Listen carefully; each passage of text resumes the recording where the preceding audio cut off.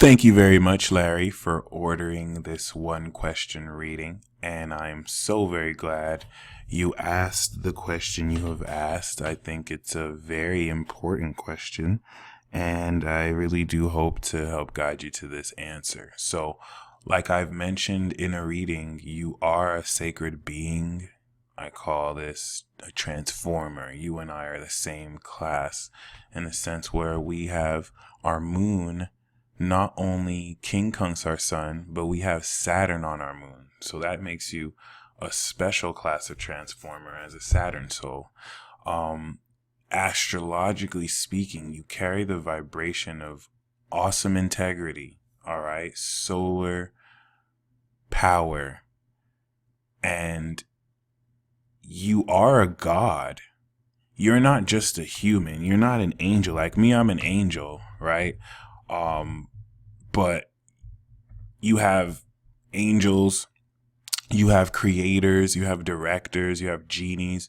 You represent the God conscious class of director gods that have to process karma. Virgos and sometimes Pisces could be reapers along with Scorpio, but you definitely are a god. And I even hate to say a god because that's very much so an understatement.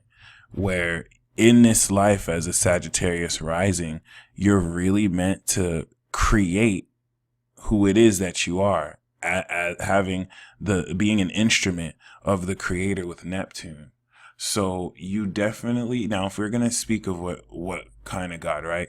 You are the God of love, right? You have the Leo moon, but it's not so much the God of love in the sense where, there's different facets of love. We have Aphrodite, who's the goddess of love. And look, you have Venus and Pisces. So you tap into that, right?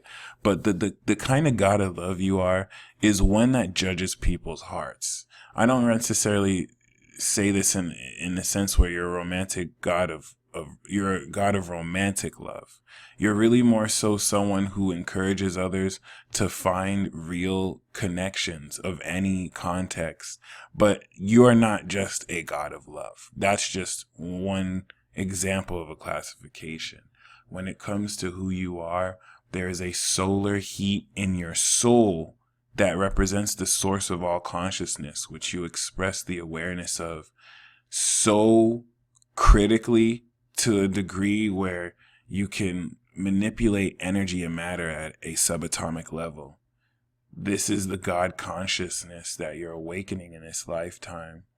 And the reason why I can't just say you're a God is because you're going to define how you use this God consciousness, but you already know. I'm kind of pushing you forward because you're embracing this awareness, and it's up to you to define what kind of celestial being you are. So there are different forms of gods, and we call them celestial beings.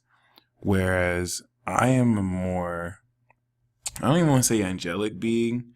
You could say primordial, but you're definitely a celestial being. All right, in the sense where you have free contact with galactic forces that are equal to you instead of them having to be your guides. And this will allow you to command universal forces instead of pray to them. So, Larry, I want to say you are a god, but that's an understatement. And the tarot card that I got for you is the Hierophant. This is the card of the Pope. And with your ninth house Leo energy, you are here to teach people the judgment of love and how love is the law. You definitely are a harbinger of much ancient occult wisdom and worldly knowledge that you could definitely set people the right way. And you definitely want to know yourself as a force and pillar in any community that has more than just yourself to bring to the table in any context, any relationship, and as such. So thank you once again for ordering this report. Peace.